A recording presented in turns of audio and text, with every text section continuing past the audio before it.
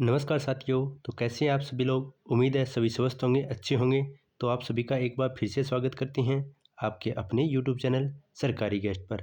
हमने जो हरियाणा के जितने भी एग्ज़ाम होने वाले हैं आगे, जैसे कि पुलिस होने वाला है, हरियाणा ग्रुप डी का एग्ज़ाम होने वाला है और सीटी जो मेंस होने वाले हैं, उनको ध्यान में रखते हुए हमने जो इंडिया जीके की जो सीरीज स्टार्ट की थी, जिसमें हम इंडिया जीके के जितने भी 100 प्रैक्टिस सेट होती हैं उनको कवर करेंगे। इसमें टोटल हम 5000 प्लस क्वेश्चनों को कवर करेंगे, जो आपके आगामी आने वाले Haryana CET mains, Haryana police और ग्रुप डी में पूछे जाने हैं। तो उसी को ध्यान में रखते हुए आज हमारा इस प्रैक्टिस सेट का पार्ट नंबर 2 रहेगा, यानी आज हमारा प्रैक्टिस सेट नंबर 2 रहेगा। अगर आपने इससे पहले वाला प्रैक्टिस सेट नहीं देखा है तो उसका लिंक आपको नीचे डिस्क्रिप्शन में मिल जाएगा, तो वहाँ पर जाकर देख सकते हैं। इसमें हम इंडिया जीके और साथ ही साथ साइंस के क्वेश्चनों को भी सोल्व कर रहे हैं, जो आपके एग्ज़ाम में काफ़ी बार पूछे जाते हैं। तो उसी को ध्यान में रखते हुए हमने इस प्रैक्टिस सेट की सीरीज़ को स्टार्ट किया है। इस सीरीज़ में हम एचएसएससी के द्वारा जितने भी प्रीवियस ईयर के क्वेश्चन पूछे गए हैं उनको कवर कर रहे हैं, और प्रत्येक प्रैक्टिस सेट में हम टोटल 50 क्वेश्चनों को कवर कर रहे हैं, जिससे आपकी कम समय में अच्छी तैयारी हो जाती है। तो उसी को देखते हुए हमने इस प्रैक्टिस सेट की सीरीज़ को स्टार्ट किया है। अगर अभी तक आपने अगर इस प्रैक्टिस सेट से नहीं जुड़े हो तो चैनल को सब्सक्राइब कर लीजिएगा, और वीडियो पसंद आए तो वीडियो को लाइक कर दीजिएगा और अपने दोस्तों के साथ भी शेयर कर दीजिएगा। तो चलिए बढ़ते हैं आज हम इंडिया जीके और जीएस के इस प्रैक्टिस सेट के नंबर 2 की ओर, और जानते हैं कि कौन कौन से इंपॉर्टेंट क्वेश्चन हैं जो कि हरियाणा एग्ज़ाम में पूछे जाते हैं। तो चलिए बात करते हैं आज के पहले प्रश्न की ओर। तो पहले प्रश्न की बात करें तो प्रश्न है, निम्न में से कौन सा मूल अधिकार केवल भारतीय नागरिकों को प्राप्त है। तो यहाँ पर जो मूल अधिकार दिए है उसके बारे में पूछा है कि इनमें से ऐसा कौन सा मूल अधिकार है जो केवल भारत के जो नागरिक हैं उनको यह प्राप्त है। तो आपके सामने 4 ऑप्शन हैं, और इसके सही जवाब की बात करें तो इसका सही जवाब रहता है ऑप्शन नंबर डी, यानी उपरोक्त सभी, यानी अनुच्छेद 15, अनुच्छेद 16 और अनुच्छेद 19। ये जो तीनों अनुच्छेद हैं ये केवल भारतीय नागरिकों के लिए ही उपयुक्त है, यानी इस पर केवल भारतीय लोगों का ही अधिकार होता है। तो इसीलिए इस क्वेश्चन का सही जवाब हो जाता है ऑप्शन नंबर 4, उपयुक्त सभी, यानी जो ऊपर दिए गए हैं तीनों अनुच्छेद वो एकदम सही हो जाते हैं। तो ये मूल अधिकार केवल भारतीय नागरिकों के लिए ही प्राप्त किए गए हैं। आगे बढ़ते हैं और बात करते हैं नेक्स्ट क्वेश्चन पे। तो अगला क्वेश्चन रहेगा क्वेश्चन नंबर 2, जिसमें पूछा है कि निम्न कथनों पर विचार करें। यानी आपके सामने 3 कथन दिए हैं और उनमें से पूछा है कि कौन सा कथन सत्य है और कौन सा कथन असत्य है। तो उपरोक्त में से हमें गलत जो कथन है उसकी पहचान करनी है। तो पहला कथन है, राज्यसभा के सदस्यों का कार्यकाल 4 वर्ष का होता है। दूसरा कथन है, राज्यसभा के सदस्यों के कम से कम 35 वर्ष की आयु होना आवश्यक है। वहीं तीसरा है, राज्यसभा स्थायी सदन है, लेकिन इसके 1/4 सदस्य प्रति दूसरे वर्ष पर पद मुक्त होते हैं। यानी इनमें से कौन सा कथन गलत है यह आपसे पूछा है, और आपके सामने 4 ऑप्शन दिए हैं, और इसका सही जवाब हो जाता है ऑप्शन नंबर डी, यानी उपयुक्त सभी। यानी जो तीनों कथन दिए गए हैं ये तीनों कथन रॉन्ग है, तो इसीलिए इस क्वेश्चन का सही जवाब हो जाता है ऑप्शन नंबर डी। तो आगे बढ़ते हैं और बात करते हैं अगले क्वेश्चन पर। तो अगला क्वेश्चन रहेगा क्वेश्चन नंबर 3 है, जिसमें पूछा है कि धन विधेयक को राज्यसभा अधिकतम कितने दिनों तक रोक सकती है। तो धन विधेयक को राज्यसभा कितने समय तक रोक सकती है यह आपसे पूछा है, और आपके सामने 4 ऑप्शन दिए हैं, और इसके सही जवाब की बात करें तो इसका सही जवाब रहने वाला है ऑप्शन नंबर ए, यानी किसी भी धन विधेयक को राज्यसभा में अधिकतम 14 दिनों तक रोका जा सकता है। तो इस क्वेश्चन का सही जवाब हो जाता है ऑप्शन नंबर 1। आगे बढ़ेंगे और बात करेंगे नेक्स्ट क्वेश्चन पर। नेक्स्ट क्वेश्चन रहेगा क्वेश्चन नंबर 4, जिसमें पूछा है कि कोई व्यक्ति उच्च न्यायालय का न्यायाधीश नियुक्त होने का पात्र है अगर जब वह ये शर्तें यानी निभाता है। तो उच्च न्यायालय का न्यायाधीश कौन हो सकता है यह आपसे पूछा है। तो आपके सामने 2 कथन दिए हैं, तो उस कथन के आधार पर पूछा है कि इनमें से कौन सा कथन सत्य है जिससे कि वह उच्च न्यायालय का न्यायाधीश नियुक्त किया जा सकता है। पहला कथन है, भारत राज्य क्षेत्र में कम से कम 10 वर्षों तक न्यायिक पद धारण किया हो और लगातार 10 वर्षों तक उच्च न्यायालय और न्यायालयों में अधिवक्ता रहा हो। और दूसरा कथन है, उसकी आयु कम से कम 35 वर्ष की हो। तो इनमें से कौन से कथन सत्य है इसकी बात की गई है। तो आपके सामने जो 4 ऑप्शन हैं और इसका सही जवाब हो जाता है ऑप्शन नंबर 1, यानी केवल 1 नंबर कथन सत्य है कि वह भारत का नागरिक हो और कम से कम उसने 10 वर्षों तक वकालत की हुई हो। तो यह कथन है कि इसी आधार पर वह उच्च न्यायालय का न्यायाधीश नियुक्त किया जा सकता है। तो इस क्वेश्चन का सही जवाब हो जाता है ऑप्शन नंबर 1, यानी केवल 1 नंबर कथन सत्य है, कथन नंबर 2 असत्य हो जाएगा।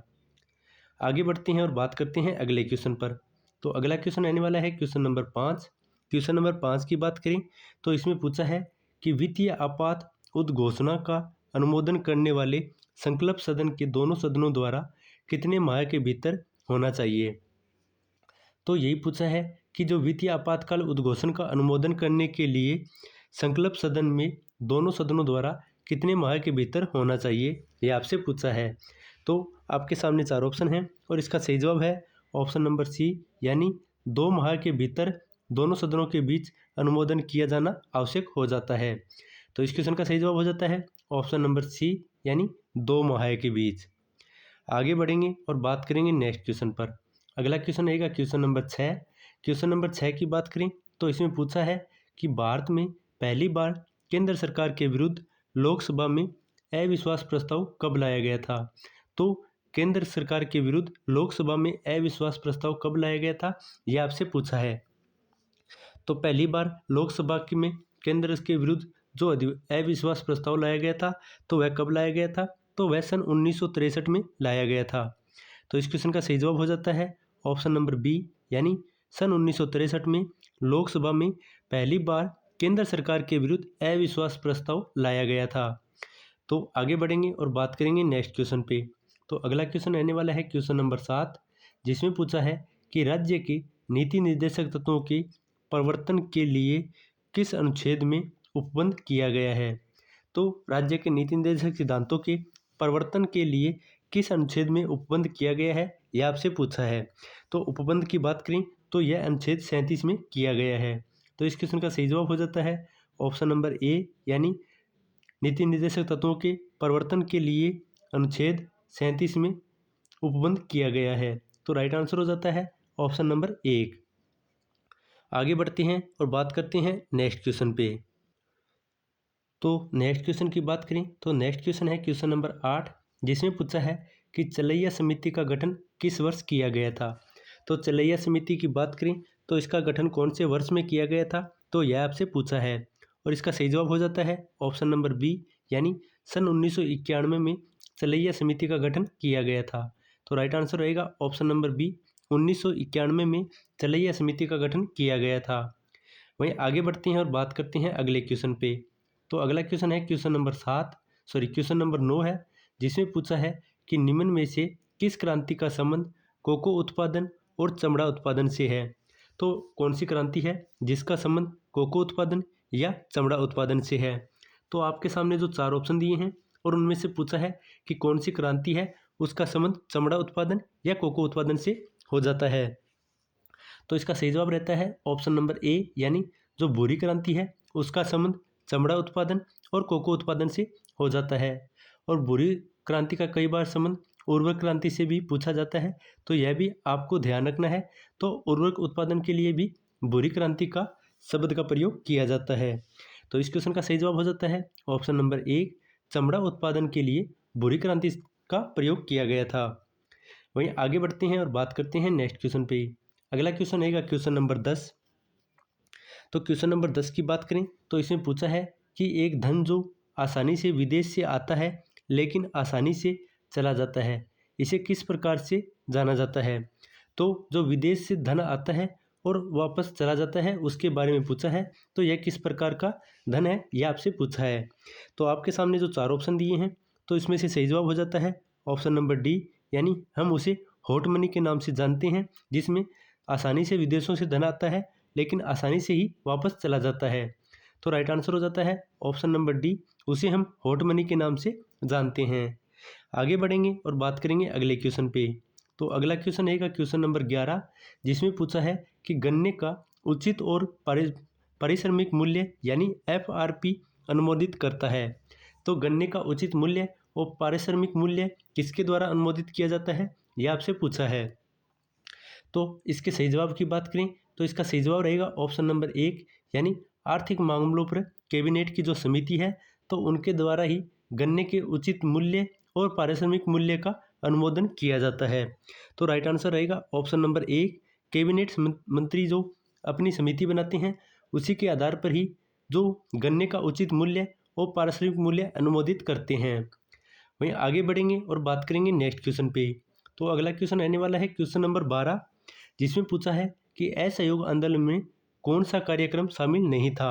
तो इनमें से ऐसा कौन सा कार्यक्रम है जो असहयोग आंदोलन में शामिल नहीं किया गया था। तो आपके सामने 4 ऑप्शन दिए हैं। पहला है सरकारी पदों का त्याग, तो यह असहयोग आंदोलन में किया गया था। वहीं दूसरा है विदेशी माल का बहिष्कार, तो यह भी असहयोग आंदोलन में किया गया था। और तीसरा है अदालतों का वकीलों द्वारा बहिष्करण, तो यह भी असहयोग आंदोलन में किया गया कार्यक्रम है। चौथा है सरकारी वाहनों से यातायात करने पर पाबंदी, तो यह कार्यक्रम जो कि असहयोग आंदोलन के दौरान नहीं किया गया था। तो इस क्वेश्चन का सही जवाब हो जाता है ऑप्शन नंबर डी। तो यही पूछा है कि कौन सा कार्यक्रम शामिल नहीं था, तो राइट आंसर है ऑप्शन नंबर डी, यानी जो सरकारी वाहन है उनसे यात्रा करने पर पाबंदी नहीं लगाई गई थी, तो यही कार्यक्रम असहयोग आंदोलन के द्वारा नहीं किया गया था। तो राइट आंसर हो जाता है ऑप्शन नंबर डी। आगे बढ़ते हैं और बात करते हैं अगले क्वेश्चन पे। अगला क्वेश्चन है क्वेश्चन नंबर 13, जिसमें पूछा है कि दांडी मार्च की समाप्ति किस तिथि को हुई थी। तो दांडी मार्च की बात करें तो इसकी समाप्ति कौन सी तारीख को हुई थी, यह आपसे पूछा है। तो आपके सामने जो 4 ऑप्शन दिए हैं तो इसमें से सही जवाब हो जाता है ऑप्शन नंबर सी, यानी 6 अप्रैल 1930 को दांडी मार्च को समाप्त कर दिया गया था। तो राइट आंसर हो जाता है ऑप्शन नंबर सी। वहीं बात करें तो इसे स्टार्ट कब किया गया था, तो इसे मार्च 1930 में इसे स्टार्ट किया गया था। तो यह भी आपको ध्यान रखना है कि इसे मार्च 1930 में स्टार्ट किया गया था और 6 अप्रैल 1930 को समाप्त कर दिया गया था। वहीं आगे बढ़ते हैं और बात करते हैं नेक्स्ट क्वेश्चन पे। अगला क्वेश्चन है क्वेश्चन नंबर 14, जिसमें पूछा है कि गांधी के जीवन काल में घटित निम्न घटनाओं का कालक्रम सही क्रम नहीं है, यह कौन सा है। तो चौरी चौरा घटना की बात करें तो यह 5 फरवरी 1922 को हुई थी। वहीं बात करें द्वितीय गोलमेज सम्मेलन, तो यह भी 7 सितंबर 1931 को हुआ था। तीसरा है पूना समझौता, तो यह भी 24 सितंबर 1932 को हुआ था। और चौथा है भारत छोड़ो आंदोलन, जो कि 23 मार्च 1942 को नहीं हुआ था। तो इसका राइट आंसर हो जाता है ऑप्शन नंबर डी, यानी यही पूछा है कि कौन सा कालक्रम सही नहीं है।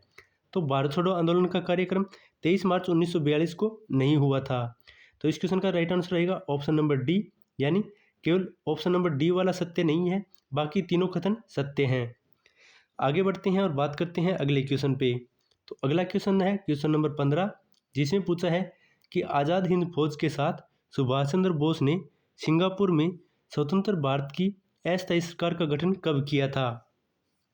तो आज़ाद हिंद फौज के साथ सुभाष चंद्र बोस ने सिंगापुर में स्वतंत्र भारत की अस्थायी सरकार का गठन कौन से वर्ष में किया था, यह आपसे पूछा है। और आपके सामने जो 4 ऑप्शन दिए हैं तो उसमें से सही जवाब रहेगा ऑप्शन नंबर बी, यानी 21 अक्टूबर 1943 को सुभाष चंद्र बोस के द्वारा भारत की अस्थायी सरकार का गठन किया था। तो इस क्वेश्चन का सही जवाब रहेगा ऑप्शन नंबर बी, यानी 21 अक्टूबर 1943 को सुभाष चंद्र बोस के द्वारा अस्थायी सरकार का गठन किया गया था। वहीं आगे बढ़ते हैं और बात करते हैं नेक्स्ट क्वेश्चन पे। तो अगला क्वेश्चन रहेगा क्वेश्चन नंबर 16, जिसमें पूछा है कि सती प्रथा का उन्मूलन किया गया था। तो सती प्रथा की बात करें तो उसका उन्मूलन कौन से सन में और कौन से नियम के तहत किया गया था, यह आपसे पूछा है। इंपॉर्टेंट क्वेश्चन है, सिर्फ इतना ही पूछा जाता है कि सती प्रथा को उन्मूलन कब किया गया था। तो इस क्वेश्चन में पूछा गया है, नियम भी पूछा है कि कौन से नियम के तहत उसका उन्मूलन किया गया था। तो इम्पोर्टेंट क्वेश्चन हो जाता है, तो सभी इसका जवाब ज़रूर बताएं। तो आपको बता देते हैं, तो इसका सही जवाब रहेगा ऑप्शन नंबर बी, यानी 1829 के नियम 17 के द्वारा सती प्रथा का उन्मूलन राजा राम मोहन राय और विलियम बेंटिक के प्रयासों से किया गया था। तो इस क्वेश्चन का सही जवाब हो जाता है ऑप्शन नंबर बी। वहीं आगे बढ़ते हैं और बात करते हैं नेक्स्ट क्वेश्चन पे। अगला क्वेश्चन रहेगा क्वेश्चन नंबर 17, जिसमें पूछा है वाहिबियों ने के विद्रोह को कुचलने का श्रेय किस गवर्नर जनरल को जाता है। तो वहाबियों के विद्रोह को कुचलने का श्रेय किस गवर्नर जनरल को जाता है, यह आपसे पूछा है। तो इसका सही जवाब हो जाता है ऑप्शन नंबर बी, यानी लॉर्ड एल्गिन प्रथम के द्वारा जो वायव्यों के द्वारा आंदोलन किया गया था तो उस विद्रोह को दबाया गया था। तो यह गवर्नर जनरल लॉर्ड एल्गिन प्रथम के द्वारा किया गया था, जिसमें वायव्यों को विद्रोह को दबाया गया था। तो राइट आंसर हो जाता है ऑप्शन नंबर बी। चलिए आगे बढ़ते हैं और बात करते हैं अगले क्वेश्चन पे। तो अगला क्वेश्चन है क्वेश्चन नंबर 18, जिसमें पूछा है कि त्रिपक्षीय संघर्ष में निम्न में से कौन सा राजवंश शामिल नहीं था। तो त्रिपक्षीय संघर्ष की बात करें तो इनमें से कौन सा राजवंश शामिल नहीं था, यह आपसे पूछा है। और आपके सामने 4 ऑप्शन दिए हैं। तो इनमें से पाल वंश, राष्ट्रकूट वंश और प्रतिहार वंश, ये तीनों त्रिपक्षीय जो संघर्ष हुआ था उसमें शामिल थे, जबकि पल्लव वंश इसमें शामिल नहीं थे। और यही आपसे पूछा है कि कौन सा राजवंश इसमें शामिल नहीं था, तो इसमें पल्लव राजवंश शामिल नहीं था। तो इस क्वेश्चन का सही जवाब रहेगा ऑप्शन नंबर सी, पल्लव राजवंश। वहीं आगे बढ़ते हैं और बात करते हैं नेक्स्ट क्वेश्चन की। तो अगला क्वेश्चन है क्वेश्चन नंबर 19, जिसमें पूछा है कि सिंधु घाटी सभ्यता के अंतर्गत शवों को दफनाने के अवशेष मिले हैं, इनमें से शवों के सिर की किस दिशा में रखे मिले हैं, यह आपसे पूछा है। तो सिंधु घाटी सभ्यता के जो जम्मू कश्मीर के बुर्ज होम में जो शवों को दफनाने के अवशेष मिले हैं, तो उनमें से पूछा है कि शवों को कौन सी दिशा में रखा गया है, यह आपसे पूछा है। इंपॉर्टेंट क्वेश्चन है, काफ़ी डीप क्वेश्चन है, बहुत ही कम एग्जामों में ऐसे क्वेश्चन पूछे जाते हैं। तो कौन सी दिशा में सिर को रखा गया है, यह आपसे पूछा है। तो इसका सही जवाब हो जाता है ऑप्शन नंबर ए, यानी सिर को उत्तर दिशा में रखा गया था। तो इस क्वेश्चन का सही जवाब हो जाता है ऑप्शन नंबर ए, उत्तर दिशा में। वहीं आगे बढ़ते हैं और बात करते हैं अगले क्वेश्चन पे। तो अगला क्वेश्चन है क्वेश्चन नंबर 20, जिसमें पूछा है कि किस बौद्ध संगति में बौद्ध धर्म का 2 संप्रदायों में विभाजन हो गया था। तो बौद्ध धर्म का 2 संप्रदायों में विभाजन कौन सी बौद्ध संगति में हो गया था, यह आपसे पूछा है। और आपके सामने इसके लिए 4 ऑप्शन दिए हैं, और इसका सही जवाब हो जाता है ऑप्शन नंबर डी, यानी जो चतुर्थ बौद्ध संगति हुई थी उसमें बौद्ध धर्म 2 संप्रदायों में विभाजित हो गया था। एक था महायान और दूसरा था हीनयान। यह भी आपको ध्यान रखना है कि महायान और हीनयान में यह विभाजित हो गया था। तो इस क्वेश्चन का सही जवाब हो जाता है ऑप्शन नंबर डी, यानी चतुर्थ बौद्ध संगति में यह विभाजित हो गया था। और चतुर्बौद्ध संगति की बात करें तो यह कुंडलवन कश्मीर में आयोजित की गई थी। तो यह भी आपको ध्यान रखना है कि चौथी बौद्ध संगति कहाँ पर हुई थी, तो यह कुंडलवन जो कि जम्मू कश्मीर में स्थित है वहाँ पर हुई थी। आगे बढ़ते हैं और बात करते हैं अगले क्वेश्चन पे। अगला क्वेश्चन है क्वेश्चन नंबर 21, जिसमें पूछा है कि महावीर स्वामी को किस नदी के तट पर कैवल्य की प्राप्ति हुई थी। कैवल्य यानी उन्हें ज्ञान की प्राप्ति कौन सी नदी के तट पर हुई थी, यह आपसे पूछा है। और आपके सामने जो 4 ऑप्शन दिए हैं, और इसमें से सही जवाब है ऑप्शन नंबर सी, यानी जो रिजुपालिका नदी थी उनके तट पर ही महावीर स्वामी को कैवल्य की प्राप्ति हुई थी। तो राइट आंसर हो जाता है ऑप्शन नंबर सी, रिजुपालिका नदी के तट पर। वहीं आगे बढ़ते हैं और बात करते हैं अगले क्वेश्चन की। अगला क्वेश्चन है क्वेश्चन नंबर 22, जिसमें पूछा है कि आजीविक संप्रदाय के संस्थापक निम्न में से कौन हैं। तो आजीविक संप्रदाय की बात करें तो इसके संस्थापक कौन हैं, यह आपसे पूछा है।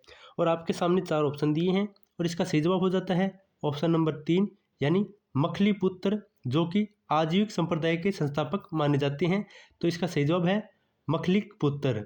तो ये आपको याद रखना है कि इसका राइट आंसर हो जाता है ऑप्शन नंबर सी, मखलिकपुत्र। वहीं आगे बढ़ेंगे और बात करेंगे नेक्स्ट क्वेश्चन पे। अगला क्वेश्चन रहेगा क्वेश्चन नंबर 23। क्वेश्चन नंबर 23 की बात करें तो इसमें पूछा है कि किस मुगल शासक के शासनकाल को स्थापत्य कला का स्वर्णिम काल माना जाता है। तो स्थापत्य कला का स्वर्णिम काल कौन से मुगल शासक के शासनकाल को माना जाता है, यह आपसे पूछा है। और आपके सामने 4 ऑप्शन दिए हैं, और इसमें से सही जवाब की बात करें तो इसका सही जवाब रहने वाला है ऑप्शन नंबर सी सही जवाब हो जाएगा, यानी शाहजहाँ के शासनकाल को मुगल शासनकाल के स्थापत्य कला का स्वर्णिम काल माना जाता है। तो राइट आंसर है ऑप्शन नंबर सी, शाहजहाँ के शासनकाल को। वहीं आगे बढ़ते हैं और बात करते हैं नेक्स्ट क्वेश्चन पे। तो अगला क्वेश्चन है क्वेश्चन नंबर 24, जिसमें पूछा है कि मुगल काल में मुहत्तिब कौन था। तो मुहत्तिब की बात करें तो यह मुगल काल में कौन था, यह आपसे पूछा है। तो मुहत्तिब की बात करें तो यह मुगल काल में एक पद हुआ करता था, जिसमें आचरण अधिकारी के रूप में इसे नियुक्त किया गया था। तो इस क्वेश्चन का सही जवाब हो जाता है ऑप्शन नंबर डी, यानी मुहतसिब, जो कि आचरण अधिकारी हुआ करता था मुगल काल के शासनकाल में। तो इस क्वेश्चन का राइट आंसर हो जाता है ऑप्शन नंबर डी। वहीं आगे बढ़ते हैं और बात करते हैं अगले क्वेश्चन की। तो अगला क्वेश्चन है जो क्वेश्चन नंबर 25 है, जिसमें पूछा है कि दीवान ए अर्ज किस विभाग से संबंधित था। तो दीवान ए अर्ज की बात करें तो यह कौन से विभाग से संबंधित था, यह आपसे पूछा है। तो दीवान ए अर्ज की बात करें तो यह एक सैन्य विभाग से संबंधित भाग था। तो इसी क्वेश्चन का राइट आंसर रहेगा ऑप्शन नंबर सी, दीवान ए अर्ज, जो कि सैन्य विभाग से संबंध रखता था। वहीं आगे बढ़ते हैं और बात करते हैं नेक्स्ट क्वेश्चन की। तो अगला क्वेश्चन है क्वेश्चन नंबर 26, जिसमें पूछा है कि बसावन और दसवंत किस शासक के दरबारी चित्रकार थे। तो बसावन और दसवंत की बात करें तो यह कौन से शासक के दरबारी चित्रकार थे, यह आपसे पूछा है।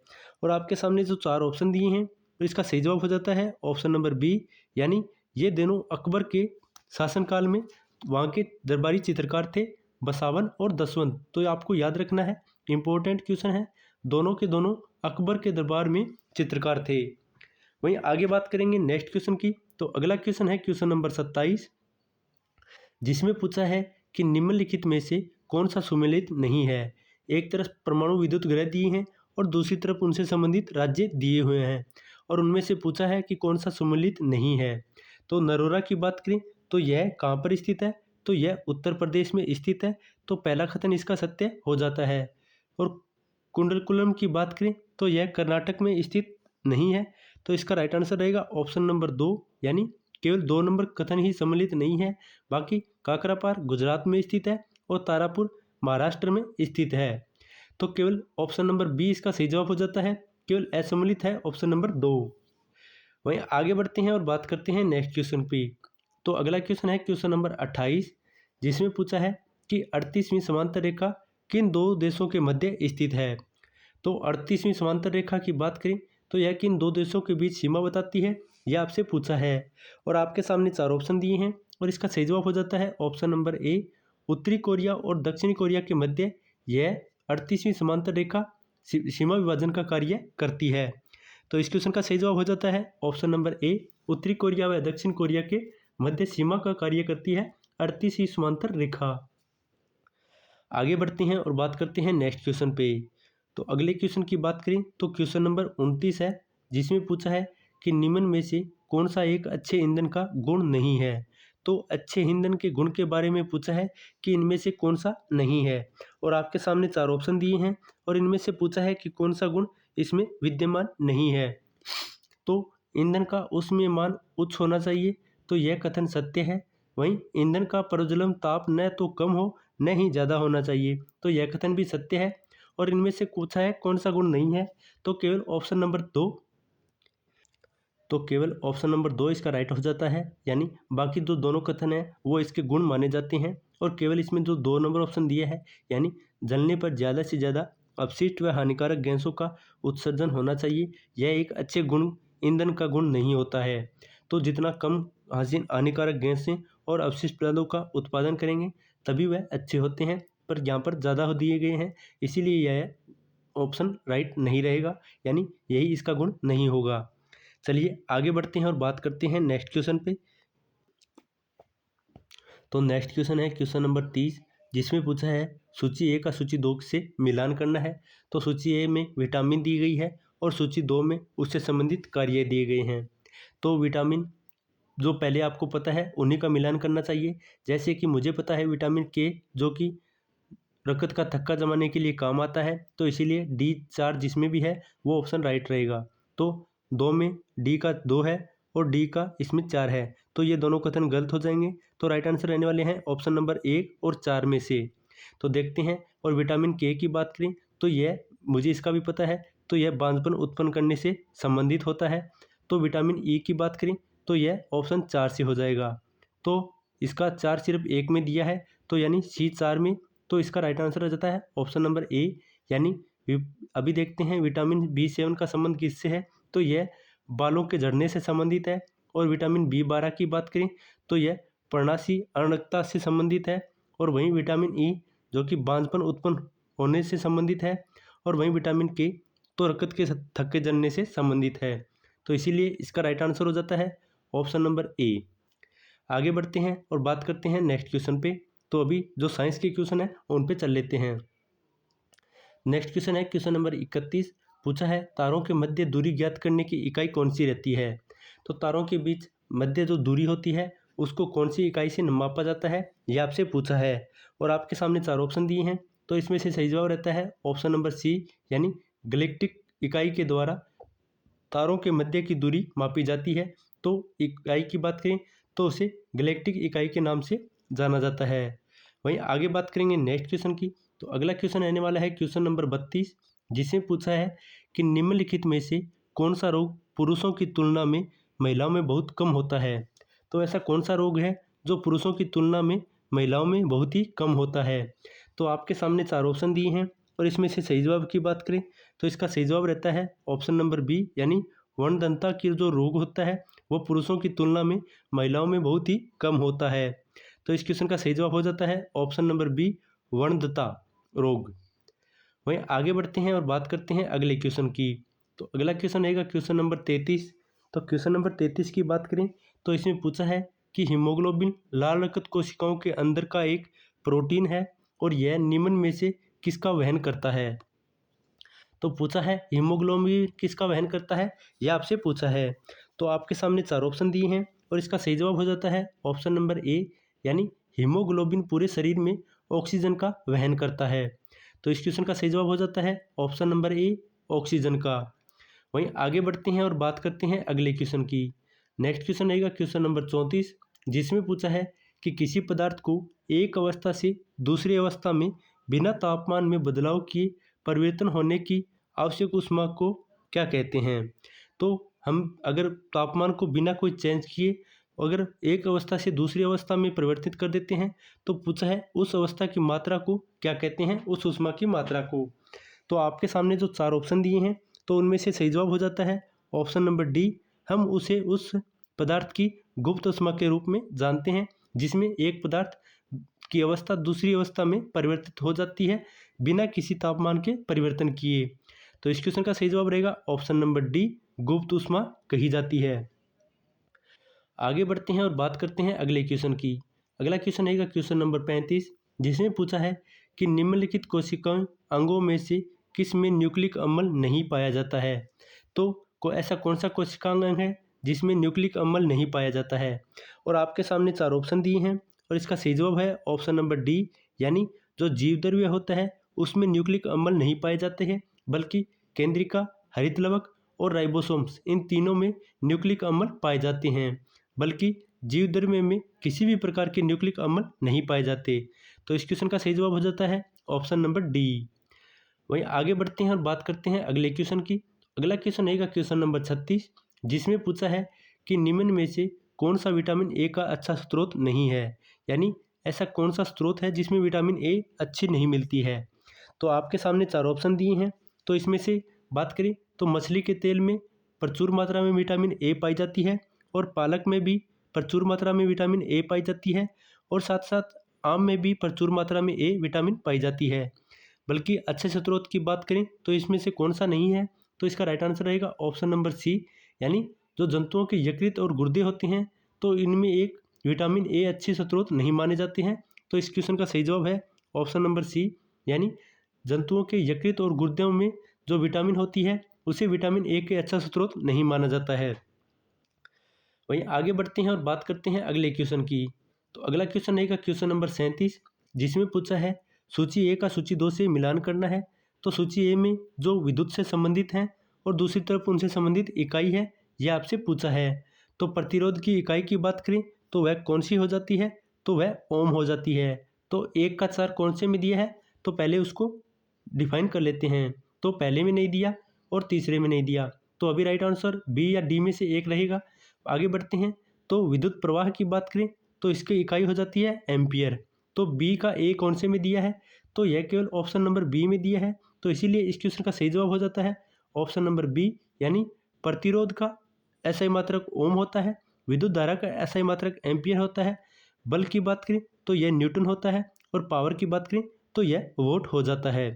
तो इसीलिए इस क्वेश्चन का सही जवाब हो रहेगा ऑप्शन नंबर बी।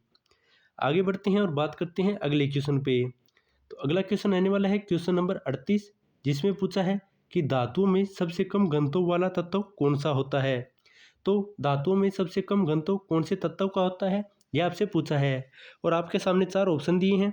तो इसमें से सही जवाब हो जाता है ऑप्शन नंबर बी, यानी जो लिथियम तत्व होता है उसका घनत्व सबसे कम माना जाता है। तो इस क्वेश्चन का सही जवाब रहेगा ऑप्शन नंबर बी, लिथियम का। आगे बढ़ते हैं और बात करते हैं नेक्स्ट क्वेश्चन की। तो नेक्स्ट क्वेश्चन आने वाला है क्वेश्चन नंबर 39। इसमें पूछा है कि प्राकृतिक रबड़ के बारे में निम्न में से कौन सा कथन सत्य है।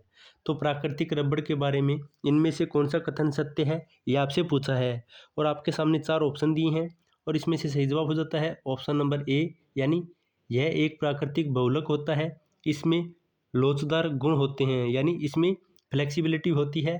तो इसीलिए इस क्वेश्चन का सही जवाब रहेगा ऑप्शन नंबर ए, यानी यह एक प्राकृतिक बहुलक है और इसमें लोचदार गुण होते हैं या इसमें जो फ्लेक्सिबिलिटी है तो उसके गुण पाए जाते हैं। तो इसीलिए इस क्वेश्चन का सही जवाब रहेगा ऑप्शन नंबर ए। आगे बढ़ते हैं और बात करते हैं अगले क्वेश्चन की। अगला क्वेश्चन रहेगा क्वेश्चन नंबर 40, जिसमें पूछा है कि किसी तत्व का रासायनिक गुण निम्न में से कौन तय करता है। तो किसी भी रासायनिक गुण कौन तय करता है किसी भी तत्व का, यह आपसे पूछा है और आपके सामने 4 ऑप्शन दिए हैं। तो इसका सही जवाब है ऑप्शन नंबर सी, यानी इलेक्ट्रॉनों के द्वारा ही किसी भी तत्व का रासायनिक गुण पता करने की क्षमता होती है। तो यानी अगर कोई धातु सुचालक है या कुचालक है, इसका पता लगाने के लिए हमें इलेक्ट्रॉनों की संख्या की आवश्यकता रहती है। तो इसीलिए इस क्वेश्चन का सही जवाब हो जाता है ऑप्शन नंबर सी, इलेक्ट्रॉन की संख्या पर यह आधारित होती है। आगे बढ़ेंगे और बात करेंगे नेक्स्ट क्वेश्चन की। तो अगला क्वेश्चन आने वाला है क्वेश्चन नंबर 41, जिसमें पूछा है कि देवप्रयाग किन नदियों के संगम पर स्थित है। तो देवप्रयाग की बात करें तो किन 2 नदियों के संगम पर स्थित है, यह आपसे पूछा है और आपके सामने 4 ऑप्शन हैं। तो इसमें से सही जवाब है ऑप्शन नंबर ए, यानी भागीरथी और अलकनंदा के जो संगम होते हैं उसे हम देवप्रयाग के नाम से जानते हैं।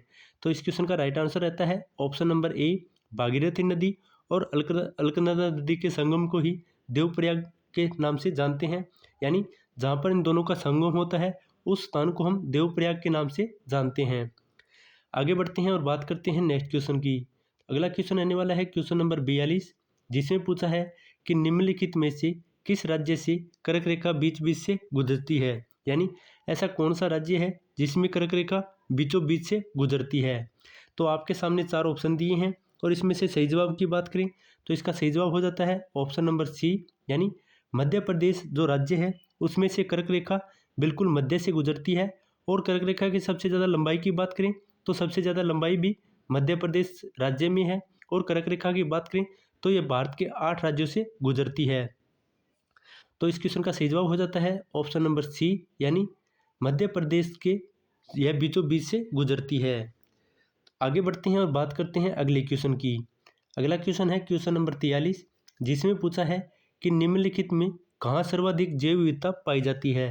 तो सबसे ज़्यादा जैव विविधता कौन से स्थान पे पाई जाती है, यह आपसे पूछा है और आपके सामने 4 ऑप्शन दिए हैं और इसमें से सही जवाब हो जाता है ऑप्शन नंबर सी, यानी उष्णकटिबंधीय वर्षा वनों में सबसे ज़्यादा जैव विविधता पाई जाती है।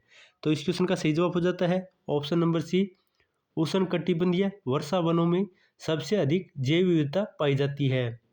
आगे बढ़ेंगे और बात करेंगे नेक्स्ट क्वेश्चन की।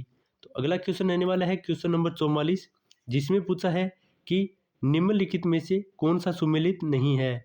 तो आपके सामने जो 4 राष्ट्रीय उद्यान दिए हैं और उनके आगे उनके राज्य दिए हैं कि वह कौन से स्थान पर स्थित है और पूछा है इनमें से कौन सा सुमेलित नहीं है। तो आपके सामने 4 ऑप्शन हैं। तो इसमें से बात करें, बांधवगढ़ जो राष्ट्रीय उद्यान है यह मध्य प्रदेश में स्थित है।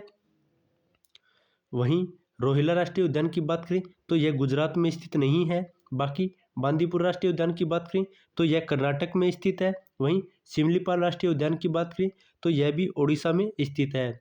बात हो जाती है तो इनमें से कौन सा सम्मिलित नहीं है, तो इसमें से राइट आंसर हो जाता है ऑप्शन नंबर बी, यानी रोहिला जो राष्ट्रीय उद्यान है यह गुजरात में स्थित नहीं है।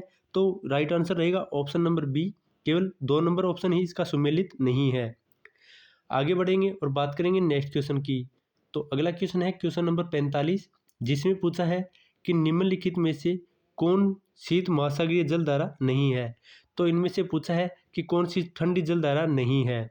तो आपके सामने 4 ऑप्शन दिए हैं और इसमें से सही जवाब हो जाता है ऑप्शन नंबर डी, यानी अगुल लहासा जो जलधारा है यह एक गर्म जलधारा मानी जाती है।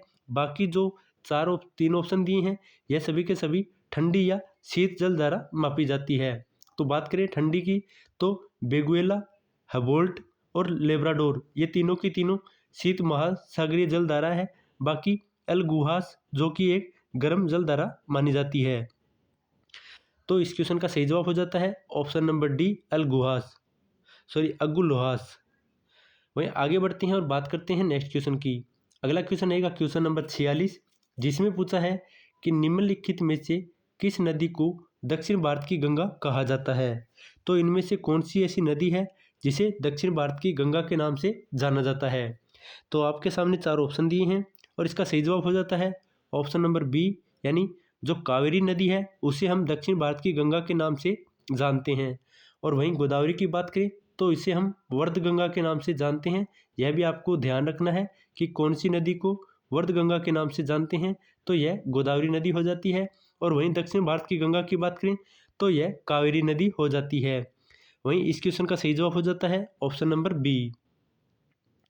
वहीं आगे बढ़ते हैं और बात करते हैं नेक्स्ट क्वेश्चन की। तो अगला क्वेश्चन रहने वाला है क्वेश्चन नंबर 47, जिसमें पूछा है कि प्रशांत महासागर क्षेत्र में रिंग ऑफ फायर किसके लिए जाना जाता है। तो आपके सामने 4 ऑप्शन दिए हैं। पहला है भूकंप के लिए, दूसरा है ज्वालामुखी के लिए, तीसरा है तूफान के लिए और चौथा है जंगल की आग के लिए। तो प्रशांत महासागर में जो रिंग ऑफ फायर है यह किसके लिए जाना जाता है। तो इसमें से सही जवाब हो जाता है ऑप्शन नंबर बी, यानी 1 और 2। तो रिंग ऑफ फायर भूकंप और ज्वालामुखी के लिए जाना जाता है। तो इसीलिए इस क्वेश्चन का सही जवाब हो जाता है ऑप्शन नंबर बी। केवल 1 और 2 नंबर कूट सही हो जाएगा। चलिए आगे बढ़ते हैं और बात करते हैं अगले क्वेश्चन पे। तो अगला क्वेश्चन रहेगा क्वेश्चन नंबर 48, जिसमें पूछा है कि निम्नलिखित में से कौन सही सुमेलित नहीं है। तो एक तरफ उससे संबंधित 2 थार रेगिस्तान दिए हैं और दूसरी तरफ उनसे संबंधित देश दिए हैं कि कौन सा 2 थार का रेगिस्तान है, यानी जो मरुस्थल है उसके बारे में पूछा है कि कौन कौन सा कहाँ से सम्मिलित है। तो आपके सामने 4 ऑप्शन दिए हैं। पहला है टकलामकान, तो यह चीन देश का थार का मरुस्थल है। वहीं थार की बात करें तो यह भारत में स्थित है। वहीं आटाकामा की बात करें तो यह चिली में स्थित है। वहीं गिब्सन की बात करें तो यह अफ्रीका में स्थित नहीं है। तो यही पूछा है इनमें से कौन सा सुमेलित नहीं है। तो राइट आंसर हो जाता है ऑप्शन नंबर डी, तो गिब्सन है जो कि अफ्रीका में स्थित नहीं है। बाकी तीनों की तीनों कथन सत्य है। तो इसीलिए इस क्वेश्चन का सही जवाब हो जाता है ऑप्शन नंबर डी।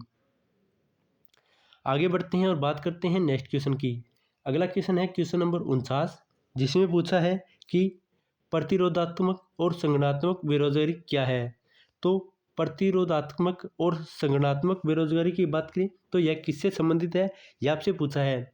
और आपके सामने 4 ऑप्शन दिए हैं और इसका सही जवाब है ऑप्शन नंबर सी, यानी व्यवसाय रोजगार परिवर्तन की प्रक्रिया के दौरान श्रमिक व्यक्ति का कुछ समय के लिए बेरोजगार होना, जो कि प्रतिरोधात्मक और संगठनात्मक बेरोजगारी के रूप में जाना जाता है।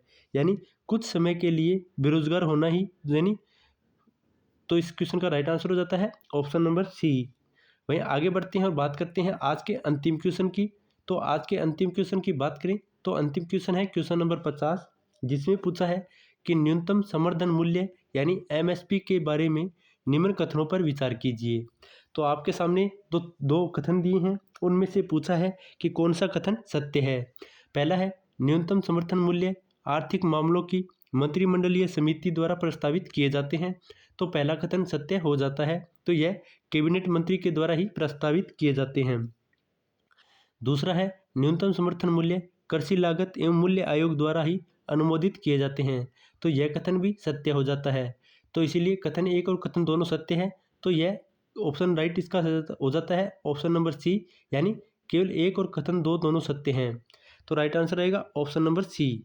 तो यह था आज का हमारा जीके जीएस का प्रैक्टिस सेट नंबर 2, जिसमें हमने टोटल 50 क्वेश्चनों को कवर किया है, जो कि सभी के सभी हरियाणा स्टाफ सिलेक्शन कमीशन के द्वारा किसी न किसी एग्जाम में पूछे गए हैं। यानी ये सभी के सभी प्रीवियस ईयर क्वेश्चन थे। तो आपको भी पता चल गया होगा कि एचएसएससी के द्वारा किस टाइप के हरियाणा तो और इंडिया जीके के क्वेश्चन पूछे जाते हैं। तो आपको ऐसे ही तैयारी करनी है। तो हम आपके लिए ऐसे ही 100 प्रैक्टिस सेट लेके आएंगे, जिसमें हम टोटल 5000 प्लस क्वेश्चनों को कवर करेंगे, जिससे बाहर एक भी क्वेश्चन जाने की कोई गुंजाइश ही नहीं है। तो आप हमारे चैनल के साथ बने रहिए और हमारे 5000 की इस सीरीज़ के साथ ज़रूर जुड़िए, ताकि आपके इंडिया जीके और साइंस के जो डर है उसको ख़त्म किया जा सके और आपको पूरे में से पूरे नंबर दिलाने की हमारी कोशिश रहेगी। तो आप कमेंट में भी बताइए कि आपके 50 में से कितने क्वेश्चन राइट हुए हैं और कितने क्वेश्चन रॉन्ग हुए हैं। उम्मीद है आपको यह वीडियो पसंद आई है। अगर वीडियो पसंद आई है तो वीडियो को लाइक कर दीजिए और चैनल को सब्सक्राइब कर लीजिए, ताकि आगे आने वाले हमारे जितने भी प्रैक्टिस सेट हैं वो आपको सबसे पहले मिल सके। तो मिलते हैं एक नई वीडियो के साथ, तब तक के लिए जय हिंद, जय भारत, वंदे मातरम।